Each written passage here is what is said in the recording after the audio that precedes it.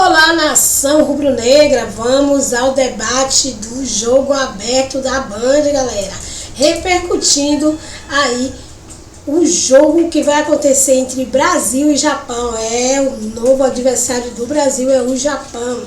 E aí, claro que Renata Fã e seus amiguinhos no debate pegou fogo, cada um com seu palpite. Vamos saber tudo a partir de agora. Fica comigo até o final do vídeo, mas já vai aí se inscrevendo no canal e deixando seu like. Vamos pro vídeo, galera. Do Japão, viu? Só isso. Falei em alto e bom som. Vou repetir, não. Será? Vai ser embaçado, mas olha... Você tá prevendo isso faz tempo, né? Já falei que o Japão é embaçado. Eu acho que vai ser com muita dificuldade aí, meu. Mas se eles enxergassem um cowboy assim como você, com certeza respeitariam, hein? Cowboy do asfalto. Você tá muito festa junina, eu também. Agora, prestem atenção. Olha ele aqui, doutor Marco Aurélio Cunha. Que boiadeiro. Está um fulião de verdade, pronto pra arrebentar no Nordeste ou em qualquer lugar. Doutor, boa tarde. Boa tarde. Festa junina no Brasil todo, né? Importante, data marcante pra nós, né? Que caipirão, hein? Eu sou um caipira mesmo, sou um caipira de Florianópolis. Eita, nós. Ele tá muito catarinense. Quem não ama Santa Catarina? Eu amo Santa Catarina, Rio Grande do Sul, Paraná, região sul e tudo mais. E o Nordeste também, o Brasil inteiro. Você tá jovem, moderna. Não, jovem você é.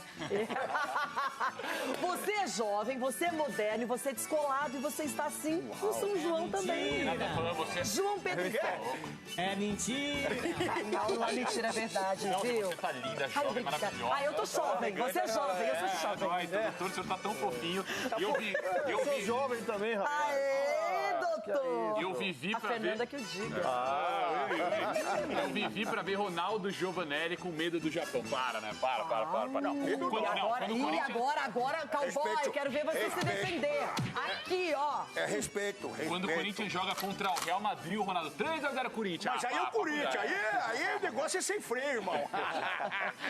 Pois, Garbi, aí você pegou no coração duplamente. É Brasil e Corinthians. Falando em Corinthians, Se o olha... Corinthians pega o Japão, goleia. Deixa eu te falar uma coisa. O Corinthians, ele define a vida de todo mundo, inclusive a de Chico Garcia, hein?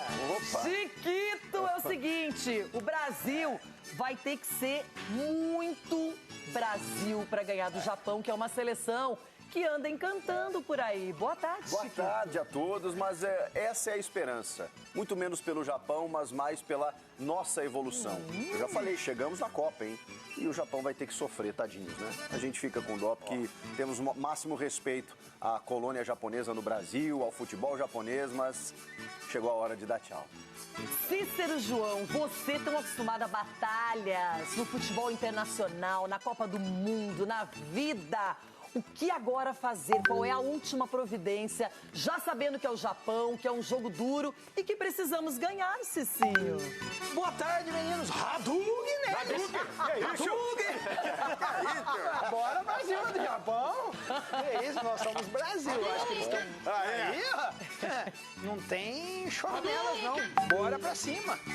Edu Dracena, não tem jeito, hein? Porque qualquer adversário seria embaçado, complicado, mas o destino colocou o Japão no nosso caminho. Boa tarde, Renata. Boa tarde a todos. Seria complicado, não tem agora escolhas. Agora, meu irmão, agora quem pode mais chora menos. E o Ronaldo jogou com um jogador japonês, jogou lá no Corinthians, lá o Koichi Hashimoto. O Koichi. Koichi Hashimoto. O Shimoshi. O Ronaldo já conhece. Você jogou com o chinês também, o Zizal, lembra? Zizal pegou e muita gente aqui, bebê. Mas jogou com você, 93, né? Koichi. Agora nós vamos observar bem de perto como está o estado de espírito e de ânimo de Everton Guimarães para encarar o Japão como torcedor, como diria o Capelanes, como Pacheco assumido. Everton, não estamos para brincadeira, é o Japão. Boa tarde. Buenas tardes, muchacha, muy guapa, né? Aquela estilo toalhinha de mesa, todo mundo aí. Não fui informado, por isso vim num pretinho básico, porque hoje é uma cesta de gala, né? Renata, eu tô um tanto quanto preocupado com o nosso adversário, mas a gente passa. O sarrafo subiu bem. mas nós vamos passar. Vai ser apertado, diferença de um golzinho, mas nós vamos passar e, se Deus quiser, estamos na próxima fase e seremos hexa, Renata, seremos hexa. Tomara! E eu farei um arraiá para Everton Guimarães, com comes e bebes. Pode ficar tranquilo, Everton. Você é presença VIP. O Capelanes não é presença VIP, eu tô pensando. Gente, ele dá muito prejuízo, tá comendo demais. Uia! Que isso? Não, gente, o que aconteceu? Será que ele veio da lama? Você saiu da lama, Capela? Sobrancelha emendou. Não, ele tá caracterizado. Tudo errado a sobrancelha, não dá, né, velho? Tá de monocelha. Konnichiwa! Ohayou gozaimasu! Adiós, Brasil! Olha lá, vocês ouviram? Torcendo sai contra. Daí, não, eu tiro logo da tela. Sai pra lá, querendo ser agorento, credo. Agora sim. Agora eu volto para quem está acompanhando de perto, torcendo, atento aos detalhes. Só falta uma prancheta, porque ele vê tudo. Felipe Killing, é isso. Eu sei que você presta atenção, que você tá ligado. E agora é isso. Sai o Capelanes, aquele secador, e entra Felipe Killing. Killing, mais notícias da seleção. Tudo bom, Renata? A gente está agora do lado de dentro, tá? Agora há pouco a gente fez um ao vivo mostrando a parte externa. A segurança liberou a nossa entrada, o ônibus da seleção já chegou por aqui. Os jogadores estão se preparando e logo mais atividade neste campo. Lembrando que o treino hoje começa à 13h, horário de Brasília, e apenas os 15 minutos iniciais liberados à imprensa. À tarde, a CBF acabou de confirmar que Rayan vai conversar com os jornalistas. E o Rayan, que parece que tem agradado Carlo Ancelotti. Será que pela primeira vez o Ancelotti vai repetir o time? Porque são 15 partidas, todas elas sem repetição do time. Claro que muitas por conta de lesão, mas parece que o Carleto conseguiu encontrar os 11 que podem jogar contra o Japão. Mas ele faz mistério, é difícil tirar alguma coisa de Ancelotti, até mesmo para os atletas, apenas momentos antes da partida. A seleção brasileira amanhã volta a treinar aqui neste campo, às 9h30 da manhã, e depois vai para Houston.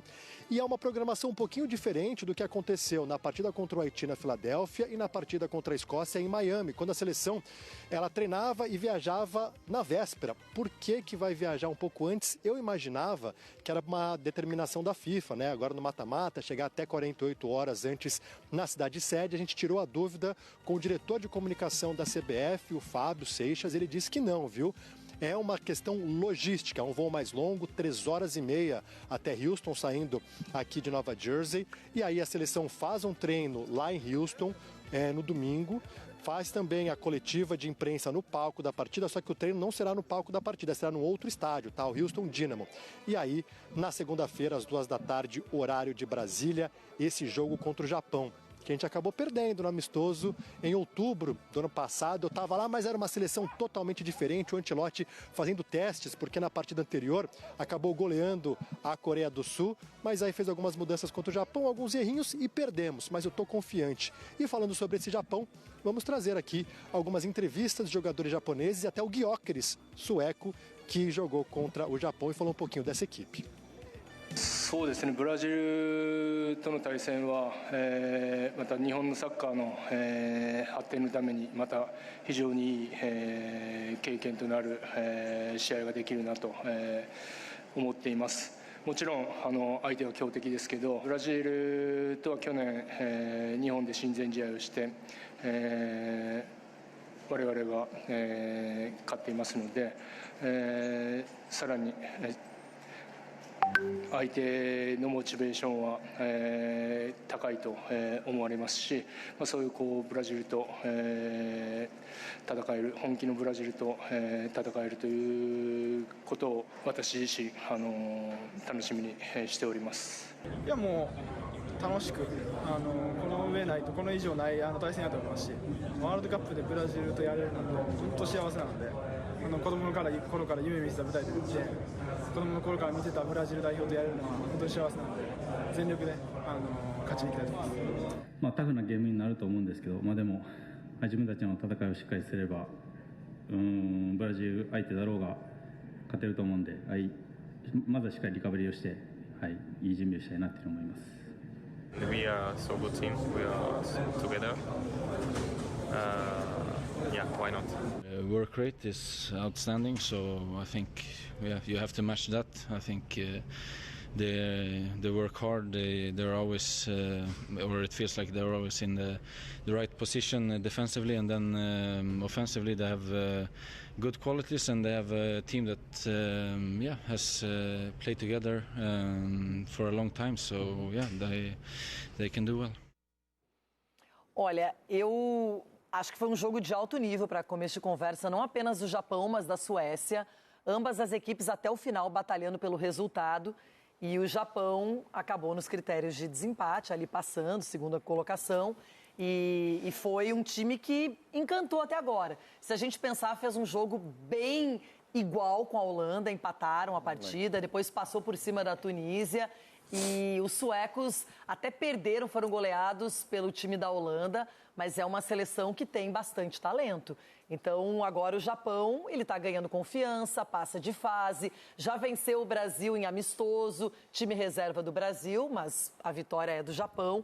Então, Chico Garcia, eles têm elementos para acreditar numa classificação e nós, em contrapartida, também estamos em evolução. Eu acho que já foi a época em que, eu penso assim pelo menos, que os japoneses se encantavam com o Brasil, né, e respeitavam demais, entrariam só para cumprir tabela. Acho que eles estão querendo construir a história deles, é a melhor geração, tecnicamente falando, um time muito organizado que também tem as suas individualidades, tem jogadores muito bons, eles são rápidos, chegam muito forte pelos lados do campo ali, o Nakamura, o Ueda é um jogador muito técnico, assim, o goleiro Suzuki, ontem, como você falou, né, a Suécia também teve chances, até porque o ataque é muito bom, né, com o Isaac lá e o Gyökeres, né? Então eles chegaram com muita força e o Suzuki teve que fazer boas defesas. Mas assim, o que me dá otimismo é que o Brasil chega no mata-mata melhor do que chegou na Copa.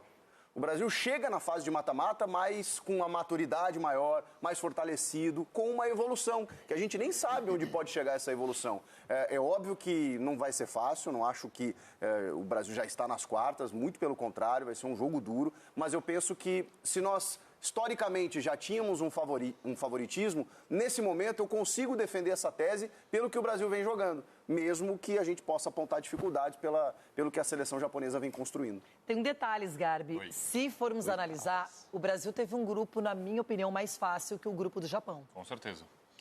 Com certeza, né? Teve um adversário do nível da Holanda, talvez, Marrocos hoje, né? Que vão se enfrentar. E aí Suécia e Holanda são difíceis. Sim. Exatamente, difíceis, claro. Principalmente a Suécia tem uma geração muito boa também. Eu concordo com o Chico de que, poxa, tem que ter respeito, claro, essa questão do favoritismo. Não, mas do jeito que o Chico fala, parece que tá falando da seleção da França, da Espanha, jogadores taticamente, tecnicamente. Mas eles estão você acha qual seleção melhor, na sua opinião, Marrocos ou Japão? Marrocos. Na minha opinião, Marrocos. É uma seleção boa, tem que ter respeito. Eu acho que sim. Tem que ter muito respeito, Marrocos, eles são organizados, bem treinados, concordo então, com isso. Então o azar é da Holanda. Azar é da Holanda. Mas o Brasil é favorito, Rê. O Brasil é favorito não só pelo que vem evoluindo nessa Copa, mas também pelos jogadores, que individualmente se cobrava muito de Vinícius Júnior, por exemplo, Bruno Guimarães jogando muita bola, a defesa está ajustada agora. Então, na minha opinião, respeito, claro, mas o Brasil é favorito e quem tem que temer algo nesse jogo, de fato, entrar com o pé mais ali no chão, mais atrás, é a seleção japonesa. Eu penso isso. Cicinho, seria zebra o Brasil ser eliminado pelo Japão ou seria um resultado normal? Renata, o Brasil ser eliminado assim precocemente nunca vai ser normal, independente da situação que vive o futebol brasileiro, né? Mas eu vou tocar no ponto que você falou, porque às vezes a gente faz uma análise para esse momento do grupo que saiu o Japão e do grupo que saiu o Brasil. Mas aí entra também no que o Chico falou, a evolução do Brasil. O Brasil, ele tornou o jogo fácil contra o Haiti, ele tornou o jogo fácil contra a Escócia. Enquanto muitas outras equipes grandes, com equipes pequenas assim, né, com seleções menores, tiveram dificuldade. O Brasil já não teve. Então, assim, isso é méritos do Brasil. Por isso que eu coloco o Brasil como favorito. Edu Dracena, aí é que tá. Eu acho que você tem que respeitar qualquer adversário. Estamos no maior torneio de futebol do planeta, mas o Brasil é muito respeitado e eu acho que não foi apenas a história. Quando ele joga bem, principalmente contra a Escócia, ele mostra que aquele Brasil temido tá de volta. Está de volta e você vê as entrevistas dos jogadores japoneses falando do respeito que tem pela seleção brasileira, que eles cresceram assistindo os jogos da seleção brasileira, e isso mostra também o respeito que eles têm. Agora, dentro de campo, Renata, os jogadores da seleção brasileira vai ter que performar, vai ter que jogar, vai ter que evoluir a cada jogo e criando uma identidade. E aí você criando essa identidade, como a seleção brasileira está criando nessa Copa do Mundo, eu acredito e confio muito que a gente possa passar pelo Japão, sim. Não vai ser um jogo fácil, vai ser um jogo duro, é um jogo muito de posicionamento, muito de imposição física também, porque os jogadores japoneses, eles não largam o osso fácil assim não, como o Ronaldo falou. Eles vão brigar até o final e a seleção brasileira tem que competir muito para passar do Japão. Olha, claro. Seleção brasileira, porque, claro, segunda-feira tem Brasil e Japão, conhecemos ontem, né, a seleção adversária, e tem uma característica dessa seleção que está chamando muito a atenção, né, uma característica tática do Ancelotti, que é esse time que marca em cima, que faz essa pressão alta no adversário. Foi só o zagueiro Scott McKenna baixar a cabeça por 1 segundo. Tempo suficiente para surgir um vulto cheio de energia e cortar o passe adversário. Uma ação feita pelo pé do Ryan com as digitais do Carlo Ancelotti. Brigou, ganhou, tocou e a sobra ficou com o cara. Ancelotti vibrando! O treinador está fazendo com que o Brasil se especialize em marcar os adversários sob pressão. E isso está rendendo frutos. 2 dos 3 gols da partida contra a Escócia nasceram de momentos em que a seleção fez a chamada marcação alta, ou pressão alta. A sua defesa praticamente fica na risca do meio-campo e você coloca o time todo no campo adversário para pressionar a saída. Você consegue pressionar o zagueiro com todo mundo se aproximando da bola e dificultando o passe, dificultando a saída de bola. Pressionaram até forçar os erros do adversário. O Brasil já tinha feito um gol usando essa estratégia antes mesmo da Copa começar. No amistoso contra o Egito, o Bruno Guimarães apertou e roubou a bola, para depois marcar. Muitas seleções da Copa fazem a marcação alta. O Brasil tem conseguido executá-la com eficiência. Matheus Cunha, homem de frente, se dedica na defesa e também no ataque. Contra a Escócia, deu um carrinho que devolveu a bola ao Brasil e, na sequência... Olha o esforço do Cunha! Veja a briga, Bruno, cruzamento! E Vini, com o gol vazio, escore e faz! Balança a rede e vibra! Vini Júnior faz gols e ajuda a marcar igual a todo mundo. E jogadores do meio-campo, como Casemiro, cobrem os espaços atrás dos atacantes preparados para interceptar uma bola longa. Pegar um rebote de uma dividida não é simplesmente sair correndo para tentar desarmar o adversário. A pressão é treinada e coordenada. Desde que ela seja bem feita, e aí acho que é o mérito da seleção, de ter um posicionamento, um desenho, que essa pressão possa ser efetiva, que ela possa acontecer, seja do lado do campo ou seja na entrada da área. E a partir do momento que os jogadores conseguem transformar aquela ideia do treinador, coloca isso para prática. Já temos ao vivo com a gente agora no Sport TV News Débora Gares para trazer um pouquinho das informações da seleção brasileira. A gente já falava, né, Débora, desde a classificação contra a Escócia em primeiro, dessa expectativa pelo Japão, o adversário do Brasil, até pelo nível do confronto, jogava por um empate, a Holanda provavelmente ganharia o seu jogo, se confirmou, né? O Japão empatou também, mas com isso será confirmado o adversário do Brasil na próxima fase. E claro que a lembrança mais recente é desse amistoso, dessa vitória do Japão por 3-2 nesse último ciclo do Brasil, mas com uma seleção bem diferente. Era uma seleção brasileira reserva, né, no segundo jogo, era um Japão sem muitos desfalques como tem hoje, enfim. Mas claro que já provaram que são um adversário complicadinho para o Brasil, né, minha amiga? Bom dia. É isso, né, Camila? Muito bom dia para você, para os amigos, todo mundo ligadinho com a gente. É um adversário que requer atenção. A gente conversava com alguns brasileiros por aqui, que vieram acompanhar a Copa aqui nos Estados Unidos, ou que moram por aqui, estão nesse clima, e realmente a predileção era pelo Japão, mas assim, pela lembrança daquele Japão, né, que em outras Copas não fazia muito barulho, não avançava muito. Só que a gente está falando agora de um Japão que é considerada a melhor geração do Japão, né? Que fez uma fase de grupos correta, já começou ali freando a Holanda, que tem todo o seu histórico, uma camisa pesada, ali impondo um empate logo no primeiro jogo, em 2-2, que é aquele primeiro jogo que tá todo mundo meio nervoso, né? Que o Brasil mesmo patinou pra caramba diante do Marrocos, assim, principalmente em desempenho nos primeiros minutos do jogo.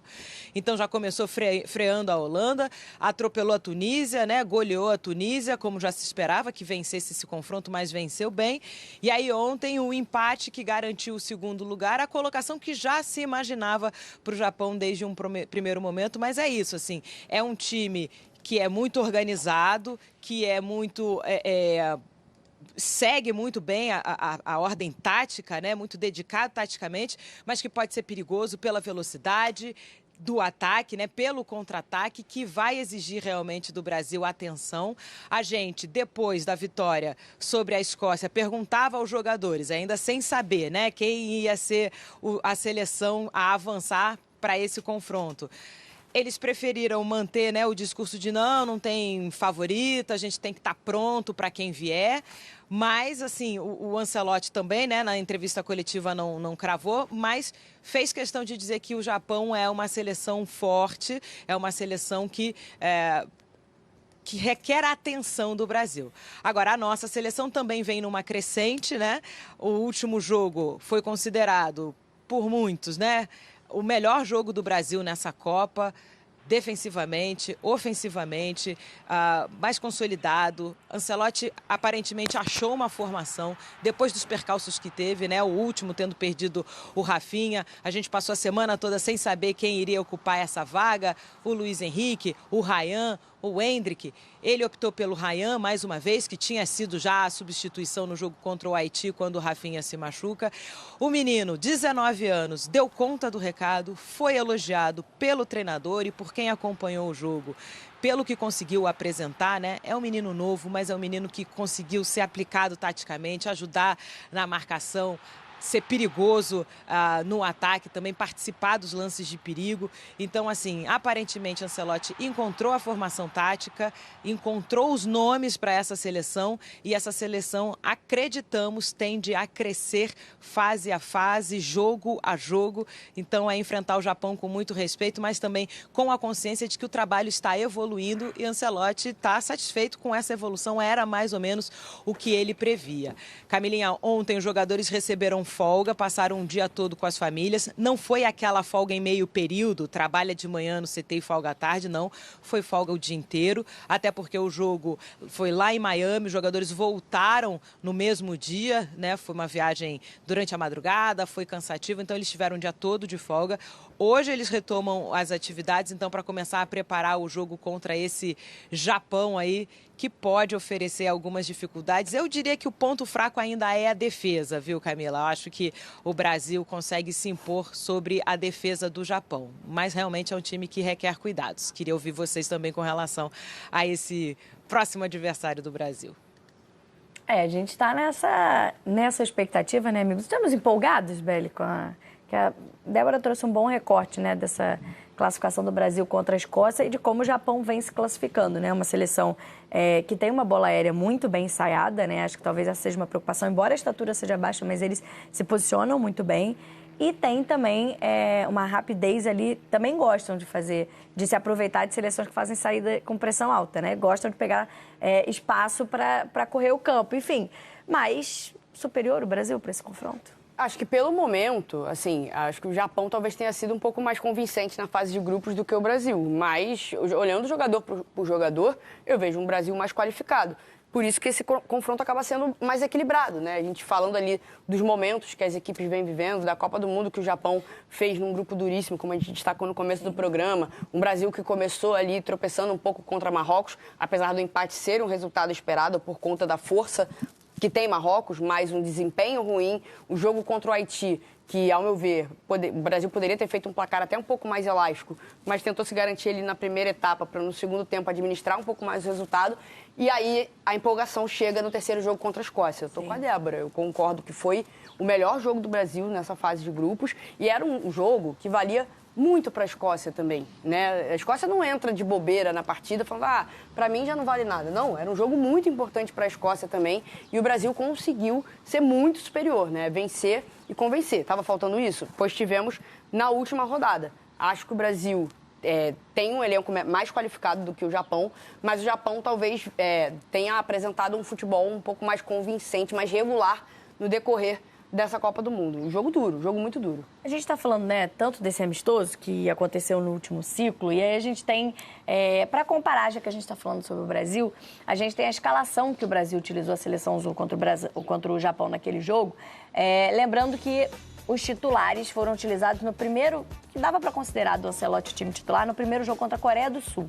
Contra o Japão, ele já usa a seleção para fazer mais testes, né? A linha defensiva, por exemplo, é toda reserva naquele jogo. Com o Hugo Souza no gol, o Paulo Henrique, o Fabrício Bruno, o Beraldo e o Carlos Augusto. Por exemplo, nenhum desses convocados para a Copa. No meio para frente já era mais parecida, né? Uma seleção que teve o Casemiro, o Bruno Guimarães e o Paquetá. E aí tinha Vini Júnior, Luiz Henrique e Martinelli. Aí esse trio de ataque já é bem diferente hoje, até por característica, a posição do Vini Júnior, enfim, Vitor. Mas também era um Japão um pouco diferente. O Japão, por exemplo, ainda tinha o Minamino, que foi um dos desfalques importantes para essa Copa. Acabou perdeu durante a Copa, né? Não está podendo utilizar o Cuba, a gente não sabe se vai ter condições de voltar. Ainda perdeu o Itakura, mas esse, imagina-se que preservado para essa segunda fase. Enfim, é um Brasil diferente, é um Japão um pouquinho mais desfalcado também. Sim, sim. Como eu disse, são circunstâncias diferentes, são momentos diferentes. Pegando o gancho da Débora também, falando, né, que o jogo do Brasil contra a Escócia foi o melhor jogo da Copa. Eu me arrisco a dizer que foi um dos melhores jogos sob o comando do Ancelotti. Um time consistente, um time que pressiona o adversário, um time agressivo, um time intenso. E é o que a gente espera, né? E isso nos dá essa sensação de que a seleção vai decolar. Eu entendo que o Brasil é favorito e não tem que fugir desse rótulo, porque o Brasil sempre vai ser favorito pelo tamanho da sua camisa, pelo peso da sua camisa. Então, eu acredito que esse favoritismo ele tem que ser convertido em protagonismo e falo mais uma vez de imposição, porque nós temos jogadores capacitados para se impor em cima do Japão, que é uma boa seleção, é um time que vem num momento bom, mas eu não posso achar que o Brasil tenha que ter esse medo. Claro, você tem que ter respeito ao adversário. Respeito é importante, mas o maior respeito que você pode ter pelo seu adversário é fazer de tudo para vencê-lo. E vejo que o Brasil está nesse caminho. E esse amistoso, não acho que ele sirva de parâmetro. São circunstâncias muito diferentes. Claro que coloca essa pulga atrás da orelha da gente, mas eu vejo hoje o Brasil com muito mais padrão, muito mais organizado, muito mais encorpado do que realmente esse amistoso que o Brasil teve como preparação para a Copa do Mundo. E aí, Débora, talvez esse amistoso diga muito mais sobre o Japão, né? Sobre como foi a preparação, o Japão crescendo no ciclo, 3 derrotas só em 30 jogos, do que sobre a seleção brasileira, que aí sim, o que a gente tem nesse recorte da seleção é que a gente, pela primeira vez, deve ter uma seleção, uma escalação repetida pelo Ancelotti, né? A gente imagina que o time se comporte da mesma maneira como se comportou contra a Escócia, com a mesma escalação para esse jogo contra o Japão, né? É isso, como eu falava, o Ancelotti parece ter encontrado um time, né? Vai ter o apoio da torcida também, esse outro amistoso não foi em casa, foi no Japão. Agora vai ter, a gente tem visto aqui nos Estados Unidos, nessas partidas que têm acontecido, assim, estádios cheios sempre, tá? Lotação máxima e maioria de brasileiros, torcida se empolgando, né? Cada vez mais, conforme o futebol do Brasil tem melhorado. E sim, a gente acredita que o Ancelotti vai repetir a escalação, porque ele parece ter encontrado esse time. Não havia... Bom, a gente começa a Copa com dúvida nas laterais. O que não era dúvida? O goleiro, Alisson, ele já chega aqui titular. A dupla de zaga, Marquinhos e Gabriel Magalhães, chegam titulares. Casemiro, primeiro volante titular. Bruno Guimarães também. As laterais, a gente começou essa Copa com essa dúvida, né? Se ia ser o Danilo ou Ibanez, ele começa testando o Ibanez, corrige rota para o Danilo, que assume a função e fica ali, assim, sem ser questionado. Douglas Santos, idem pela lateral esquerda, e ele já começa como titular, sem questionamentos, vem fazendo uma boa Copa, jogos seguros e ajudando também no ataque do Brasil, inclusive no setor onde o Brasil mais produz, né? Vamos lembrar que o setor direito do Brasil foi o mais afetado pelos cortes.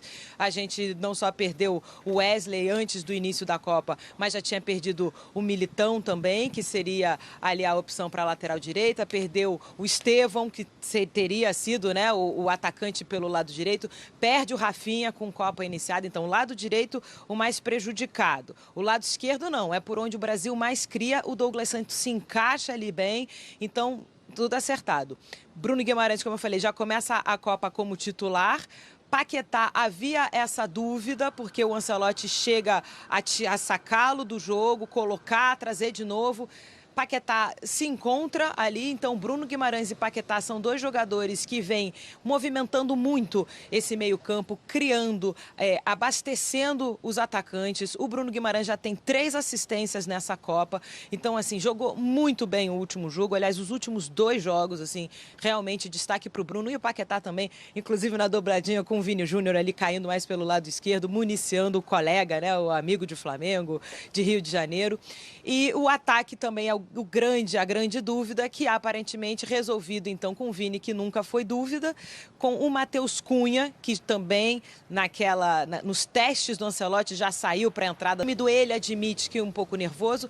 No segundo tempo ele já melhora. Muito mais dessa preparação do Brasil, segunda-feira, jogo contra o Japão. Agora é mata-mata, hein? Já nessa segunda fase da Copa do Mundo. Obrigada, Débora Gares, pelas informações com a gente, direto de Nova Jersey, da preparação da seleção brasileira. Vai para Houston. É isso aí, nação rubro-negra. A gente já sabe, né, qual vai ser o nosso adversário. O adversário do Brasil é o Japão, né? E lembrando que agora é mata-mata. Agora não tem mais desculpa. Tem que ir para cima e tem que vencer. E vencer. Porque se não vencer, está fora da Copa do Mundo.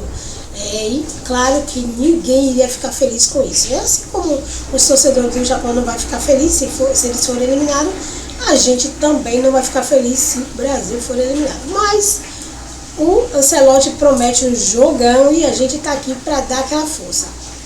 Mas já vai deixando aí, galera, o placar, quanto que o Brasil vai dar em cima do Japão. Eu vou dar o placar de 3-0. O último placar que eu dei, eu acertei. 3-0, galera. Quase né? Porque o Vini Júnior teve um gol aí, né? Que foi surrupiado aí, né? Na cara dura da arbitragem. Mas ficou, o que valeu foi os 3-0. Então, comenta aí. Lembrando aí de deixar os créditos para Sport TV e também para a Band. Até o próximo vídeo.